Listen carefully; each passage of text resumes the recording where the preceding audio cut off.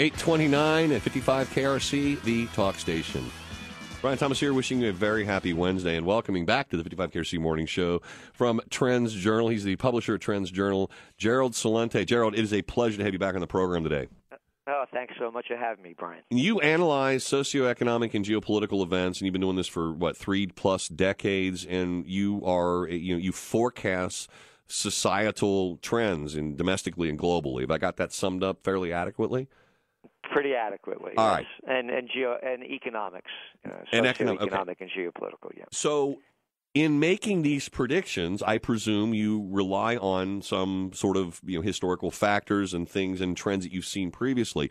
Can you still do that, or are we in a sort of an odd period here where the rules and the game has completely changed from your perspective? Well, in the United States, for example, it's becoming more and more difficult because the media is owned by so very few anymore. It began really to break down in the late 90s when Bill Clinton deregulated the industry, the Federal Communications Act. So now you have limited sources. And on the plus side, however, having said that, the Internet has made it much more available to get other sources. So, for example, each day, besides reading hard copy of news, and I get the New York Times, Financial Times, Wall Street Journal, I now could go to Al Jazeera. I could go to Fars News Agency in Iran. I go to China Daily. I go to Blacklisted News. Right. I go around so I could get all of the sides. What's happened in the United States, however, is we get one side. And I say that not out of a conspiracy theory or my imagination.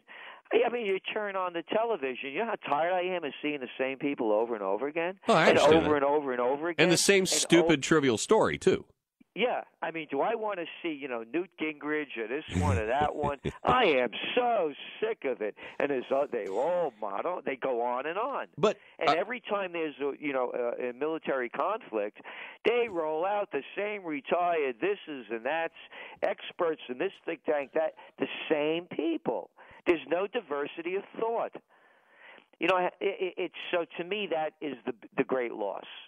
And you refer to it as the grand manipulation too. I've read some of your articles, and that we are, in effect, we are powerless as citizens here in the United States, and I suppose even globally to a large degree, where corruption exists in a comparable fashion. That there is this twisted power relationship between elected officials and corporate businesses that really just takes all power away from the common man. Even though we have the right to vote, it doesn't ultimately amount to much. No, it is very sad. There's a quote from Jefferson. Experience hath shown that even under the best forms, those entrusted with power in time and by slow operations perverted it into tyranny. Now remember, this is Jefferson. And it is believed that the most effectual means of preventing this would be to illuminate, as far as practical, the minds of the people at large. They have to want to be illuminated. Well, again, there are the minds that will never be illuminated. I know. But there are those that want to be. And what's happening are people are living by sound bites. Yes. And for example, they beheaded. You see what they did to that Jordanian pilot. This is what I hear. We're walking down the street. I said, what was the Jordanian pilot doing, throwing bombs in another country? And who was he bombing? Did he bomb somebody's house and they wanted to fry him after he fried them? What was he doing over there? Can anybody tell me that? How about those beheadings? Yeah, how many did they behead? A couple of guys. How many did the Saudis behead last year? Well, there's balance. Okay, and I'll make the same argument. With these Saudi Arabians, in terms of their treatment of women, I've always argued, Gerald, that if women would rise up and fight the oppression that this religion or these governments have enshrined in law, whether dogmatic or doctrinal or even civil law, that if they would rise up against that, we would probably do a lot better than dropping bombs on people. Because as you illustrate, you drop bombs on people, you end up making more enemies. Yeah, and again, and what just happened with Saudi Arabia, every world leader went over there and kissed the Saudis' feet, basically, or his ring. Ring, yeah. And who is this guy? The new guy, by the way, they've already beheaded 6. And he just got in there. Now, would they have gone over there to kiss the great king's ring, if their major export was broccoli? Probably not. He asked rhetorically. Probably not. Gerald We Celente. wouldn't even know where the joint was. Gerald Celente asked rhetorically. Yes, don't go away, Gerald, because we're going to ask you about capitalism being on the brink, as well as you wanted to let my listeners know about some new energy. We're talking with TrendsJournal Gerald Celente. Do not go away. We'll be right back after this word for Bluford Jackson. Bluford Jackson and Sons, they've been around for 4 generations. You know that? 4 generations. This is a family-owned and operated business, and they've been around for so long. And they've been so successful because they do one thing and one thing better than anybody else, and that is hardwood floors. You want new hardwood floors, plank strip, parquet, any kind. You want hand-scraped distressed hardwood put in your house, any kind you want, they can do it, and they'll do it better than anybody. These are true craftsmen. And then in terms of refinishing, those hardwood floors will wear like iron. They'll last you more than a lifetime. But if you want them, get them looking brand new after years and years of service. Bluford Jackson, dust-free refinishing. Since 1919, Bluford, B-L-U-F-O-R-D, Jackson.com. The phone number is 513-831-6231. That's 831-6231. Just shy of 8:39, 55 KRC Talk Station. Brian Thomas talking with Gerald Celente, publisher of TrendsJournal, and basically prognosticator, tea leaf reader into the future. And we're finding out that it's a little difficult to do that now because of manipulation in the media. The information is not necessarily out there, and different rules of the game. And one I wanted to ask you about, your contributing editor Paul Roberts wrote a piece on what he characterized as the newest and most dangerous trend, is the manipulation of financial markets by the Federal Reserve and Treasury. And I have just been aghast and lacking in understanding, Gerald, how the Federal Reserve can pump out $40-50 billion a month in what I would call manufactured fake currency without the fear of watering down the monetary supply, and to what end, and who benefited from that? The money just seemed to flow into the banks. Didn't we have an artificial economy as a consequence of that, Gerald?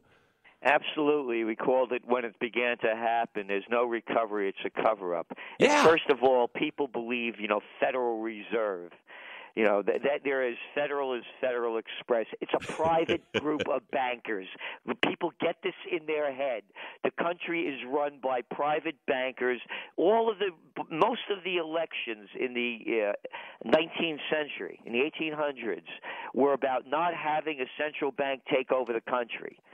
And that's a whole other story. We could get into it another time, how it happened in 1913, and the biggest sellout of this country, Woodrow Wilson, who turned it over to them.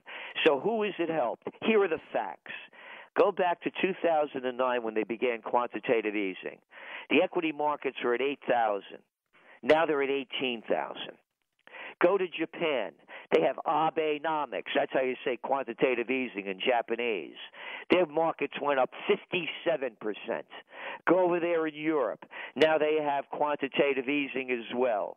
In anticipation of it, the markets are up to 7-year highs. Who's benefited? If Marx were alive, you'd say, hey, this Celente's a Marxist.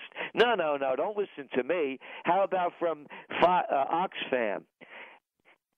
1% of the people will now have more money in next year than 99% of the population. In the United States, according to the Pew Research Center, the gap between the rich and the poor now is wider than it was during the Gilded Age. The middle class has been eliminated, and one of the ways these clowns called the Federal Reserve, and by the way, you could go back and read their minutes, they don't allow them out until 5 years later so everybody could forget.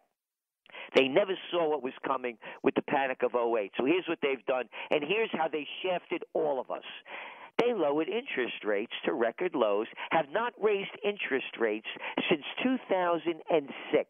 Yeah. So this cheap money allows you, look at why the stock market's going up. The speculators, the big companies are borrowing money for nothing, and they're buying back their stock. Merger and acquisition activity at 2007 highs, and we the people, once upon a time, they had a thing called savings accounts. You put your money into CDs in the bank, and you get more interest back than the inflation rate, and people actually used to retire on this. Gone. Zero. You put your money in, and all they do is they take it, and they loan it back to us at things called, hey, how about a payday loan? Oh, yeah, 800%. It's okay. We don't need usury laws anymore. How about credit card loan? 20, 30%. So what? So this is what they've done. It's bankism. 4 words kill capitalism. They're there for everybody to see. Too big to fail. Too big to fail. How many times have we heard that? In capitalism, there is no such thing. Exactly. You rise and fall on your own merits. Hey, but the bigs are in charge. Goes back to the billionaires. Again, you look at the numbers. I'm not making these up. 89 cats in the world. 89 billionaires have more money than half the world's population, 3.5 billion, and the Federal Reserve, the central banks throughout the world have done this. They've robbed our money, they're robbing our future, and they keep continuing to do it. And they, of course... How about that Bruce Jenner, huh? Okay, and exactly. Yeah. And Brian Williams, too, Gerald. Well, okay. Then the next logical and seemingly reasonable question to ask Gerald Celente, who does actually forecast trends, where does this lead us, and is there anything that we lowly minion sheeple can do to stop this from, wherever it's leading, Gerald? It's going down. And you saw what happened when they tried to raise interest rates. All of a sudden, the market goes down and starts diving uncontrollably, and then they come out with a new scam. So there's no way of ending this, and it's global. China's they're terrible. Money's flowing out of there. Their real estate bubble has burst. What can we do? When people find the courage within themselves, then it changes. Look what's going on in Spain as we're speaking with the Syriza party. And we're not going to pay back your debt. No, we didn't take it on. No, the banksters did. It was a dirty deal. By the way, the guy that pushed it through is now the head of the European Central Bank. Greece was never eligible for this, to go into the euro currency. They pushed it through. Mario Draghi, former managing director of the European division over there, now the head of the European Central Bank. He's the guy that made it happen when he was with Goldman Sachs. So what do? Look at the new party. They're saying, no, we don't want to pay it. Look what's going on in Spain with the Podemos party. Out of nowhere, in less than a year, if they had elections now, they would win. They're overthrowing the so-called established parties, and these are not established parties. To me, in the United States, to me, the Democrats and Republicans are no different than the Bloods and the Crips. And I don't say that sarcastically. No, I'm with you. They're murderers and thieves. How many more wars do they have to start in the name of selling freedom and democracy? Would they kill over 1 million people in Iraq on a war based on false information? Afghanistan, Libya, how about that one? Wasn't that a beauty? Yeah, that one worked out real well for everybody, didn't it, Gerald? And the dominoes keep falling, and the chaos tends to reign supreme whenever we do that. That's obvious. I guess I just have a new third party is what we need. Well, I guess when I look at Greece, and we got to go because we're out of time. But Gerald, when I look at Greece and they vote the Syriza party in, it's almost as if they are voting in a state of denial. They have racked up, or they have a system of government that is unsustainable. They have people that retire at age 50 with full pensions, and their work product is nominal. So it's a system that can't compete, and it is destined to fail. But voting for the Syriza party, was that not voting for denial? I'm just putting it out there as what we can do. And so for the United States, we need a third party because a lot of what you just said about unsustainable, it's all over here too. Oh, it's in Gerald, look at the debt, look at our unfunded liabilities, look at the people living in a state of denial in D.C.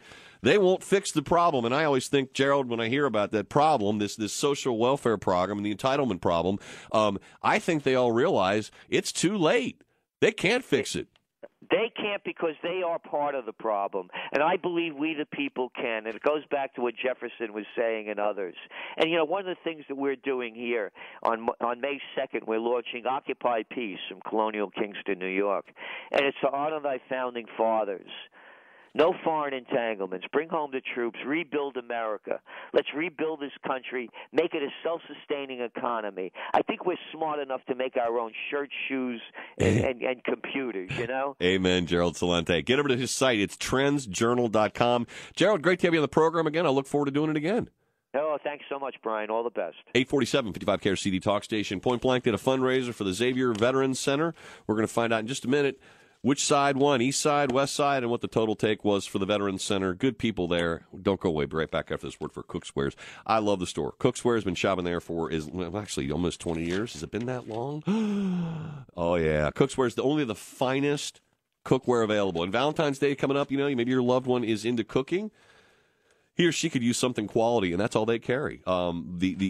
Just the most amazing, best cookware possible. And I like to point out, if you buy quality in cookware, just like most everything, you can have it for a long lifetime. And I've got some pots and pans and high-quality stuff that I got from my grandmother, still going strong after all these years. That's what you do. One and done. Cookswares is all about one and done. Great knives and pots and pans. And they also have cooking classes so you can hone your skills. Cookswares. 2 location, Montgomery, the shops at Harper's Point. I call that my location. Springboro, the marketplace at Settlers Walk, 489-6400. One phone number and one website, cookswaresonline.com.